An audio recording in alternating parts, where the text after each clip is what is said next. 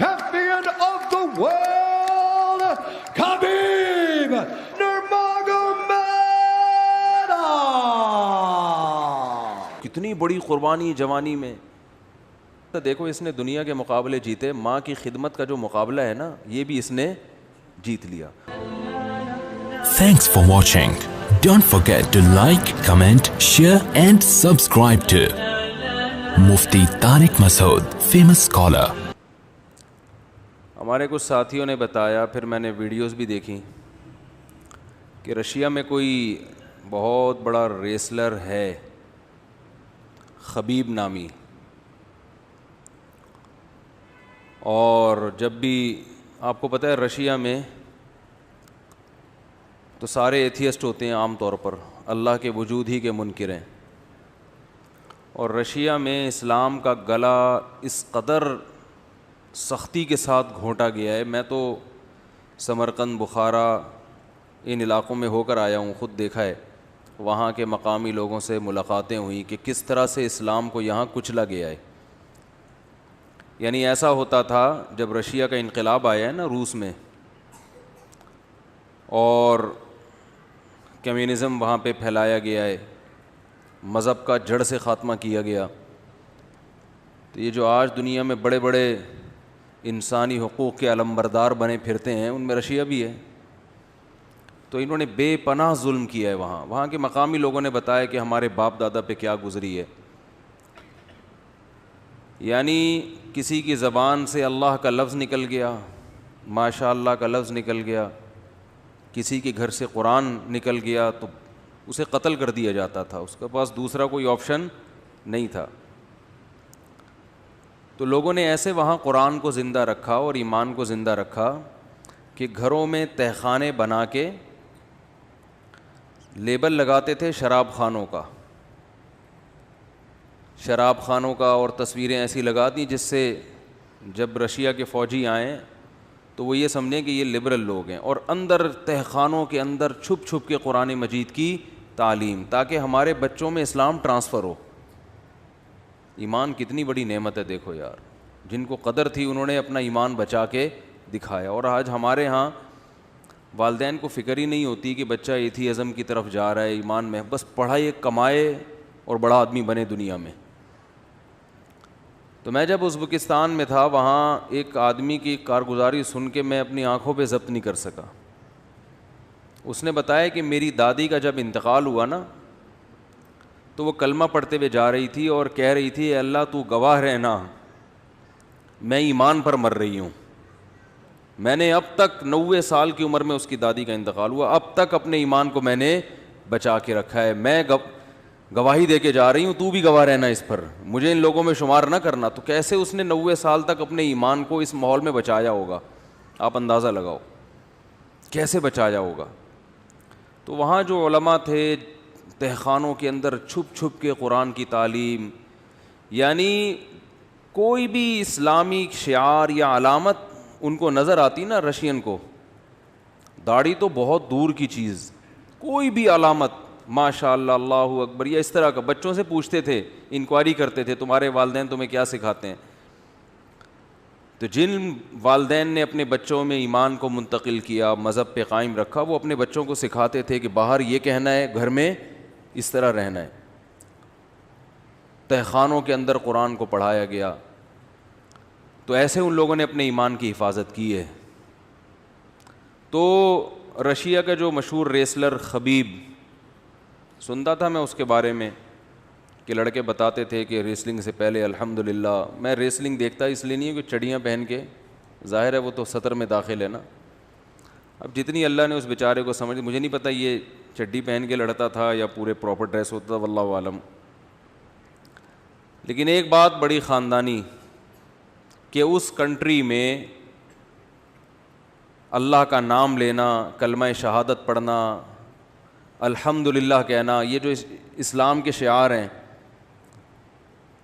اور UFC میں یعنی الٹیمیٹ فائٹنگ چیمپئن شپ نا, الٹیمیٹ فائٹنگ, یہ بہت بڑے ماہر آدمی, ان کا خبیب بھائی سے بڑے پرانے تعلقات ہیں. ان کو دیکھ لیں آپ, خبیب بھائی سے نا, ان کی بہت پرانی الیکس سلام دعا ہے, الٹیمیٹ فائٹنگ چیمپئن شپ.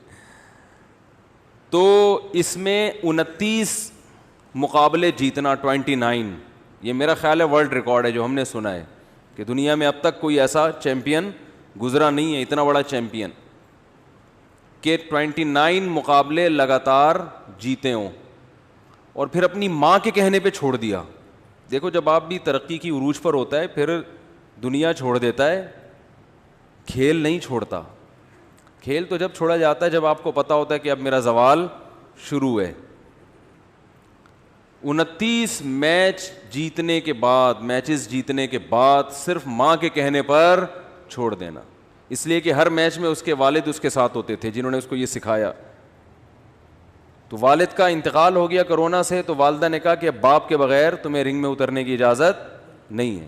اس نے اعلان کر دیا میری ماں نے منع کیا ہے. بتاؤ دنیا میں کوئی ایسا ماں کی اطاعت کرنے والا مارکیٹ میں نظر آئے گا آپ کو؟ ہیں, لیکن آپ کو یہ مسلمانوں میں نظر آئیں گے. یہ اسلام کی خوبی ہے.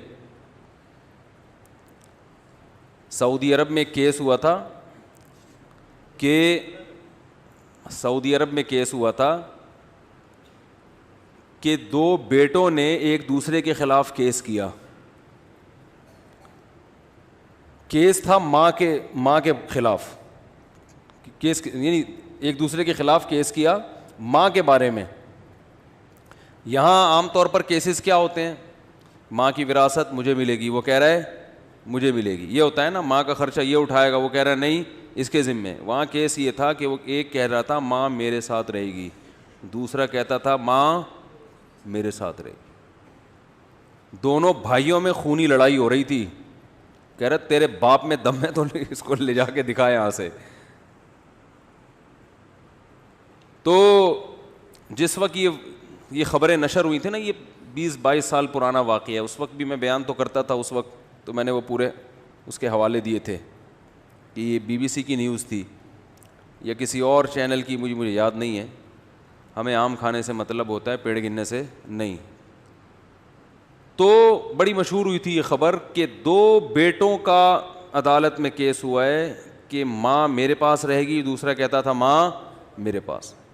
تو پھر عدالت نے 6 مہینے میں ماں کو ڈیوائڈ کیا, 6 مہینے تمہارے پاس, 6 مہینے تمہارے پاس.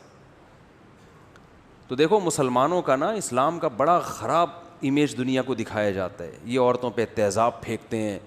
کوئی ایک آدھ واقعہ کہیں کسی گاؤں دیہات میں ہو گیا ہوگا تو ویمن رائٹس کی جو تنظیمیں ہیں وہ پیش کرتی ہیں یہاں عورتوں کے حقوق پامال کیے جاتے ہیں. عورت میں سب سے پہلے ماں ہے یا نہیں ہے؟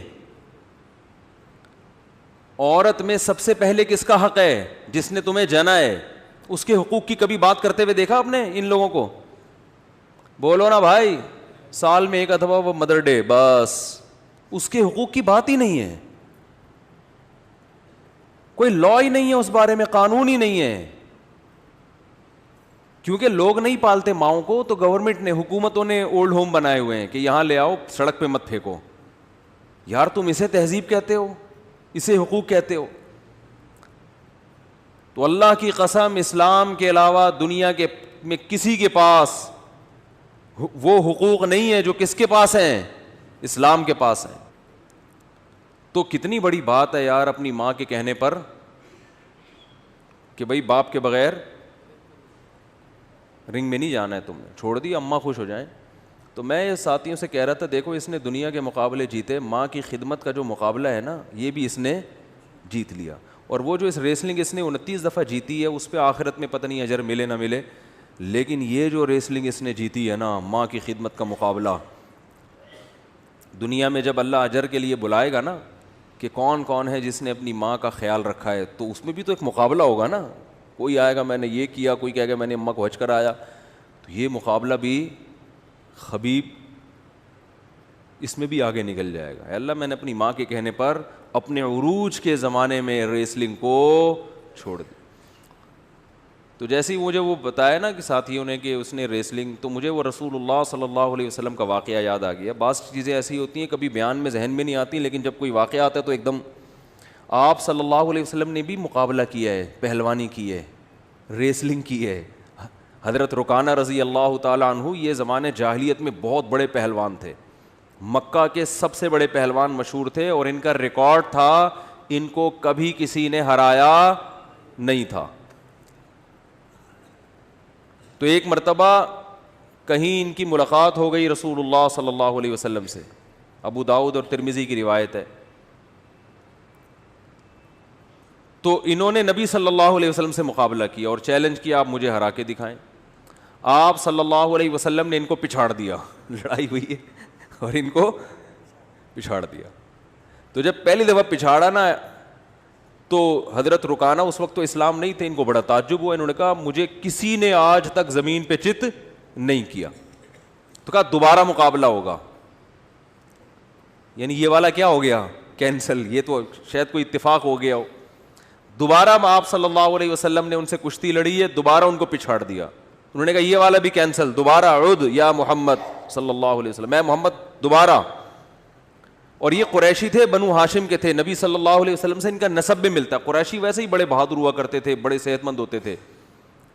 تو آپ صلی اللہ علیہ وسلم نے تیسری دفعہ بھی ان کو پچھاڑ دیا. پھر یہ فتح مکہ کے دن مسلمان ہوئے تھے, مسلمان بعد میں ہوئے. تو میں یہ سوچ رہا تھا, دیکھو آج اسلام کا کیا امیج دنیا کے سامنے ہے نا, جو بیچارہ بالکل ہی کوئی سوچ سکتا ہے کوئی مولوی کسی کو پچھاڑے یا پہلوانی کرے یا لڑے. خام خواہ میں لڑنا تو اچھا کام نہیں ہے. علماء کا تصور, دینداروں کا تصور کیا ہے, کہیں پھڈا ہو جائے تو پٹیں طبیعت سے, یہ بہت نیک آدمی ہے. یہی ہے کہ نہیں ہے؟ اخلاق اتنے اچھے ہوں کہ کوئی بھی کچھ بھی کر کے چلا جائے ان کے ساتھ, ان کو غصہ نہ آئے. ہمارے نبی صلی اللہ علیہ وسلم نے پہلوانی بھی کی ہے. تو کوئی مفتی اگر تیراکی کر لیتا ہے, یہ تو پہلوانی سے کم درجے کا کام ہے نا. پہلوانی میں تو پٹخا جاتا ہے بھائی ٹھیک ہے. تو اسلام کا جو تصور ہمارے دماغوں میں آیا ہے نا, وہ تصور ٹھیک بولو نہیں ہے. میرے جو اساتذہ ہیں نا, جن سے میں نے علم حاصل کیا, بہت نیک ہیں, تہجد گزار ہیں, والی بال کھیلتے ہیں پابندی کے ساتھ. جتنے میرے ٹیچرز ہیں مدرسے میں, بڑے بڑے عالم ہیں, میں نام نہیں بتاؤں گا, ایک تو مجھے بار بار یہ آ رہا ہوتا ہے, وہ میرا اچھا لگا.